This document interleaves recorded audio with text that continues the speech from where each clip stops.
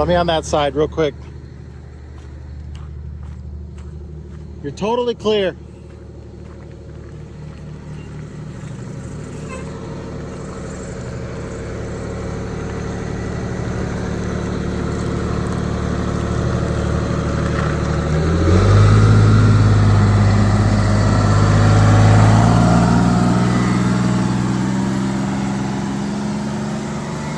That's a 6V92 TA, so a lot less horsepower than the regular, most of the Wanderlodges we see here.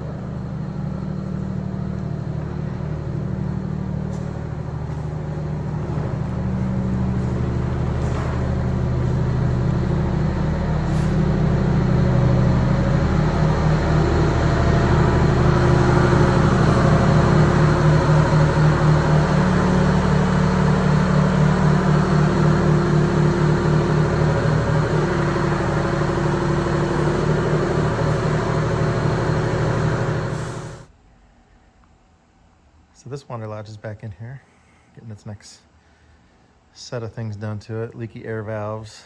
It's gonna get some filters changed and stuff like that. Get it out yet? Yeah, it's on the toolbox out there. Holy shit. I didn't. This came out instead of the line. Oh, the fitting? Yeah. We'll take a bunch of pictures of it and we'll even mark exactly where the center, we'll take a marker and mark the exact angle of each one. Because hooking up these two lines are gonna be really hard in there.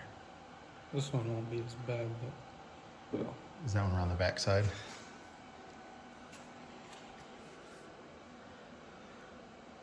This one won't be as bad. This one will be. Because this is Hidden? where the gauges are. So probably do that one first. Yeah. As soon as you touch this part, it just leaks air. Even the slightest bit of... Yeah, it's definitely worn in there. Okay, so when you try and drive it, the steering wheel gets all floppy.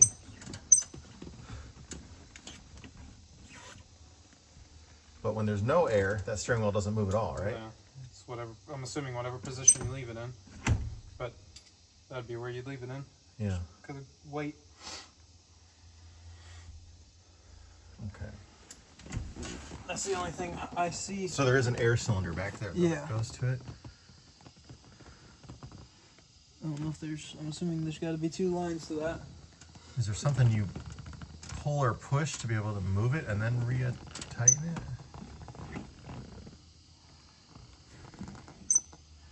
I don't know if I...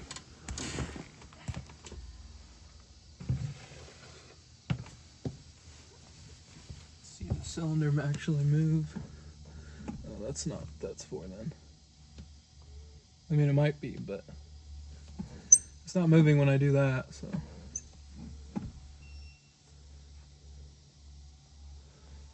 This has little cutouts on this rod here, which I'm assuming is how you set the steering wheel where you want it. And what engages that? I don't know.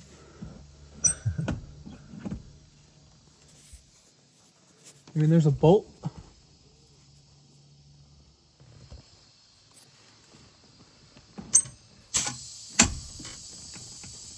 So we have an air switch. The only problem is it's leaking. So release it.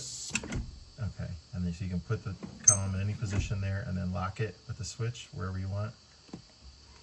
All the way up. It's just that the switch leaks really bad.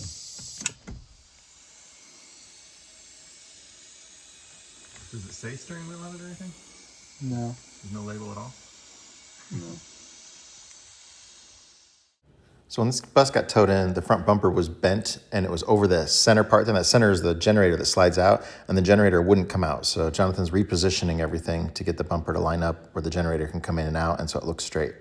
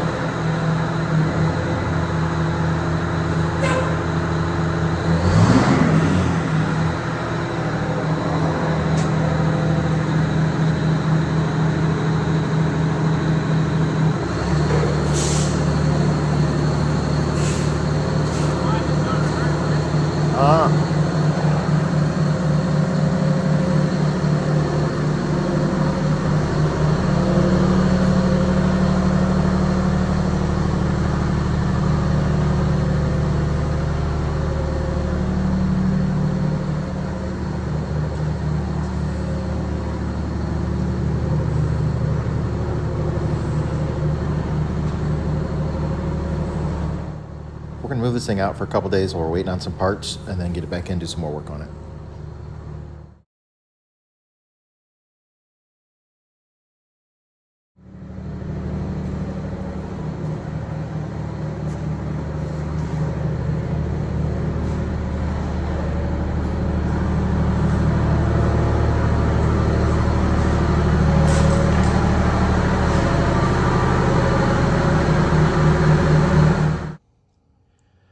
The minimum idle speed recommended is 500 RPM on these, and I like to set them closer to 600. Okay, so on this Wanderlodge here, this engine has been rebuilt and it's been sitting for a while. The hasn't been on the road. The idle is way too high on it, so we're going to figure out what's going on with the idle on it. I mean, it's like 400 RPM too high. First thing we're going to do is get into the fast idle buffer there.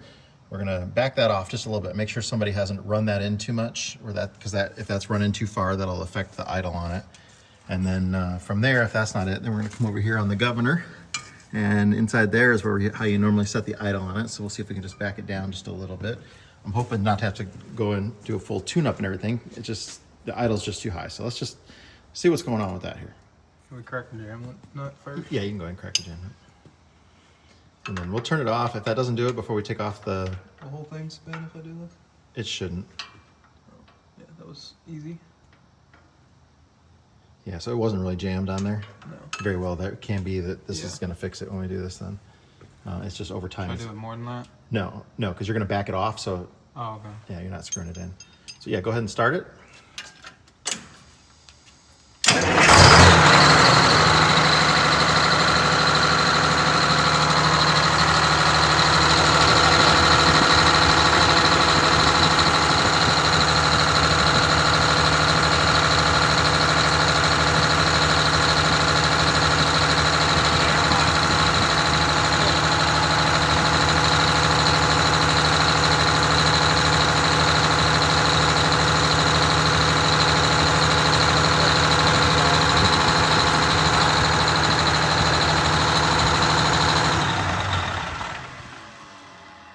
That airline is just in the end, it's like a spring-loaded thing. So you should be able to hold the airline and spin the airline inside there. It just rotates. It's got rubber O-rings on it. So it's not physically connected to it on the inside of this thing. Normally. Maybe put a wrench on it.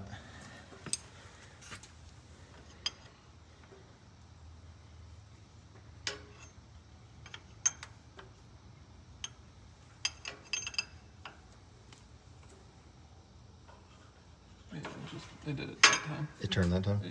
Okay. Go ahead and start it again.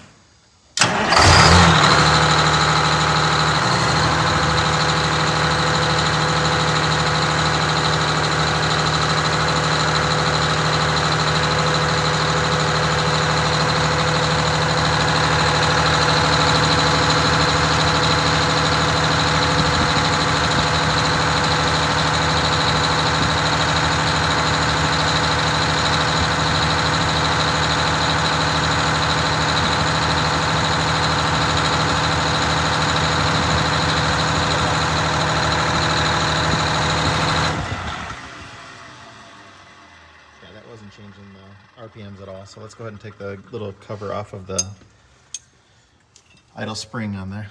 Go under there.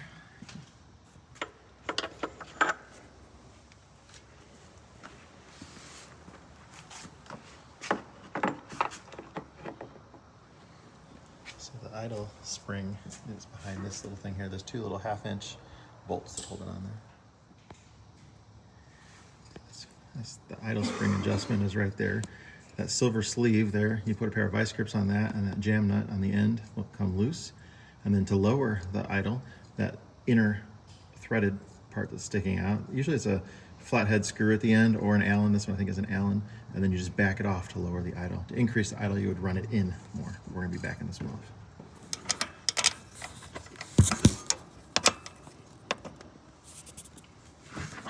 Anyway.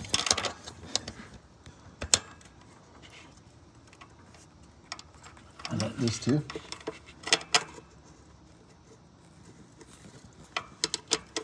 We're gonna be backing off, so you don't have to loosen it very much as long as it's loose.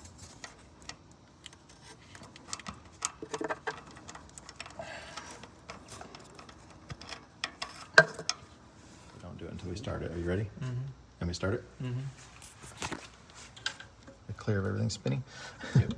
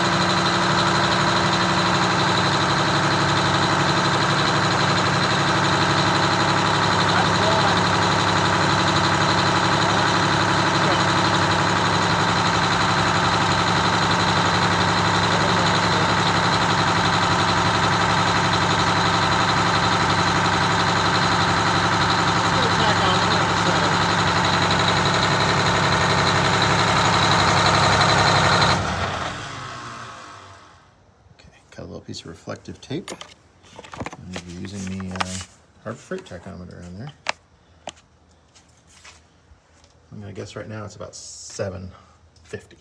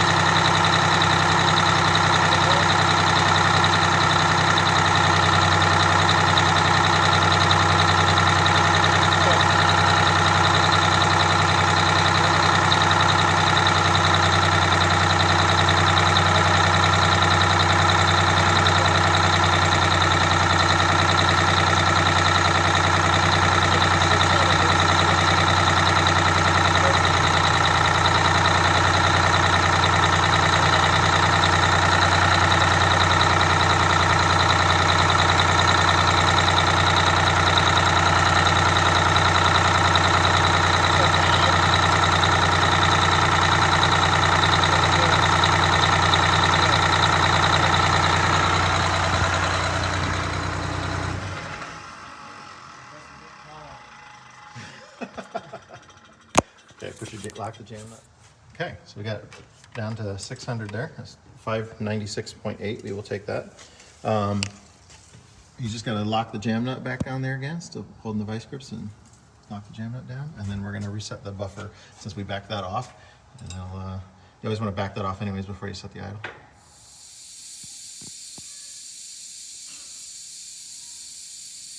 This tachometer just reads that no matter what.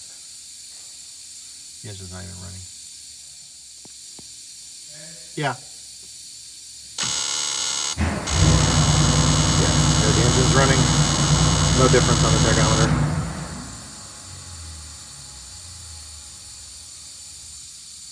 The air leaks in here, as you can hear, are terrible. Yeah. He's gonna run the buffer back in just until the RPM starts to increase, like 10, 15 RPM, and then we're gonna lock it down.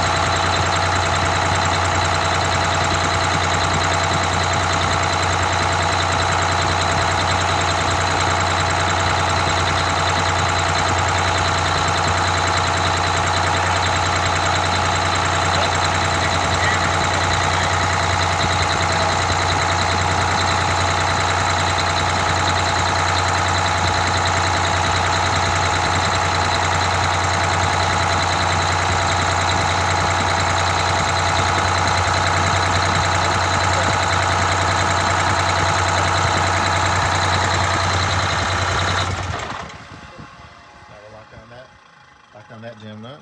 It's all set.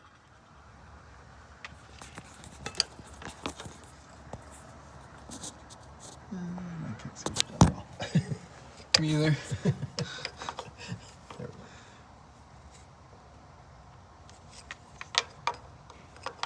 Just snugging down the little jam nut on the end while he's holding the end of it. Trying to get a wrench into a spot where it don't really belong. You got zero swing. Just go a little bit more.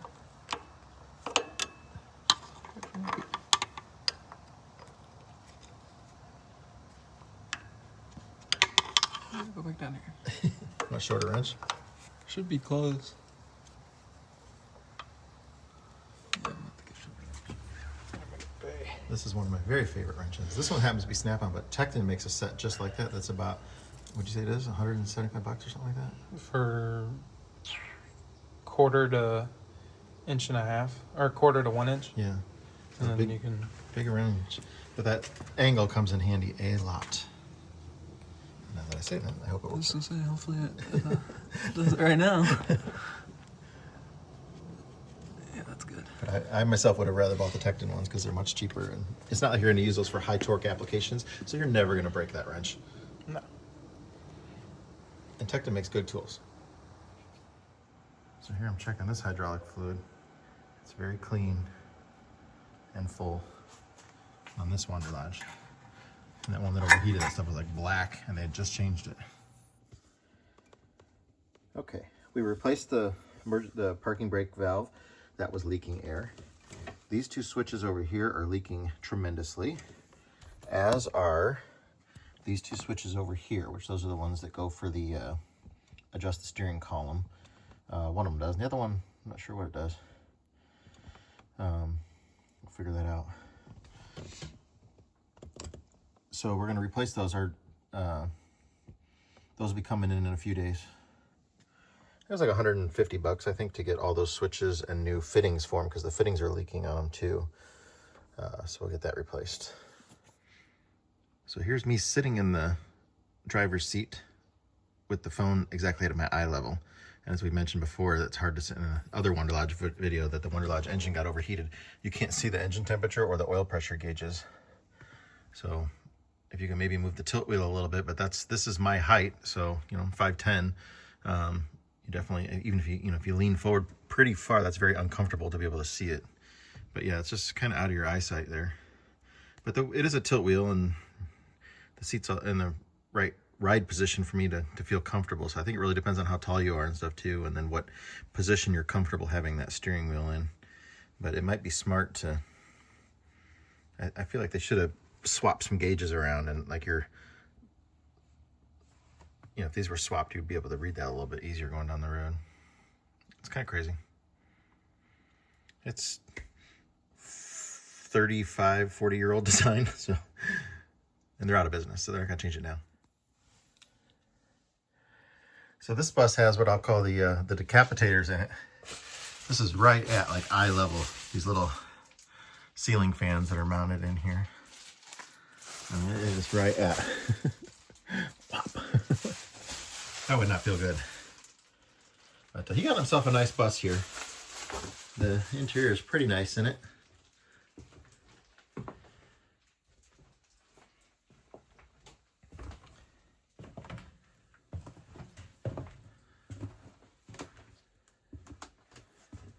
More of the decapitators.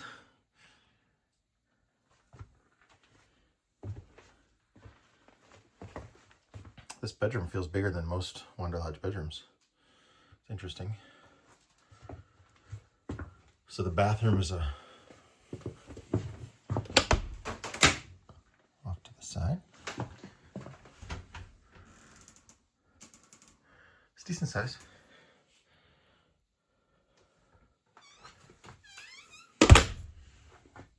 Nice.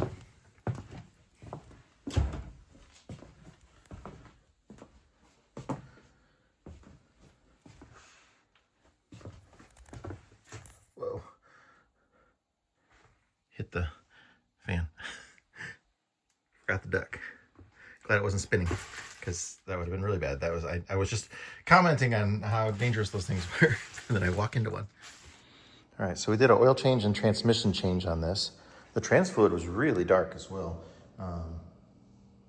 It's not an Allison 740. I'm not sure what it is. Normally when we see on these Wanderlodges, it's an Allison 740. This is something different. We did put synthetic TES 295 back into it. That's going to be a much better fluid for it.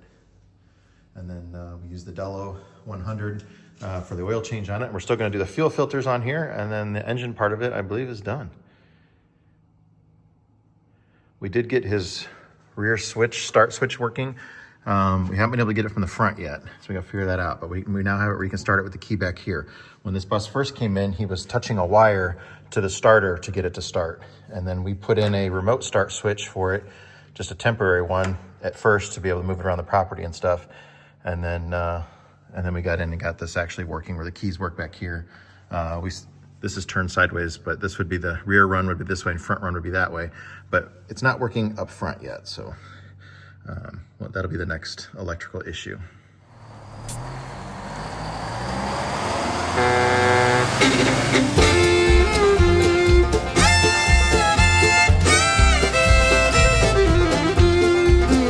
See him loading up his tools, check the air and all those duels. It's that bus grease monkey, don't you know?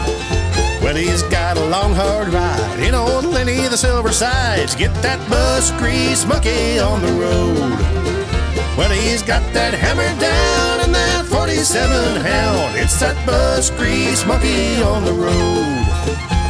He travels all around and he's coming to your town. Get that bus grease monkey down the road.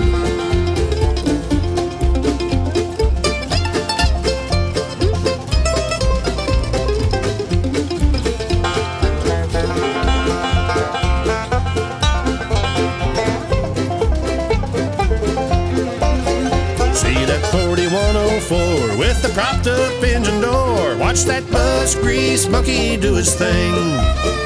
30 years behind that barn, 'cause it don't run worth a darn. Watch that bus grease monkey make it sing. He knows them Detroits, there's no doubt, upside down and inside out. It's that bus grease monkey, don't you know? Saving buses far and wide in that old blue silver sides. It's that bus grease monkey, don't you know?